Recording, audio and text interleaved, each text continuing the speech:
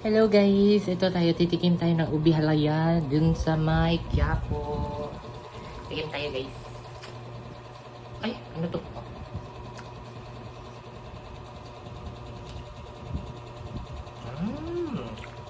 Malinamnam siya guys. First time ko bala makatilaw sa ubi halaya.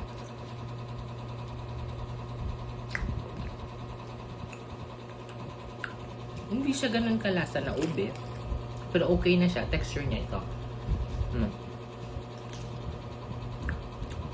Sarap na. Sarap na pakin. Ay, ayun na. Lasahan ko na yung ubi guys. Sarap, 65 pesos lang to guys. Malaki na. Sarap siguro to pang palaman. Kung may hopya nga eh. Masarap to sila guys, hopya. Pang papak. Yeah. That's all.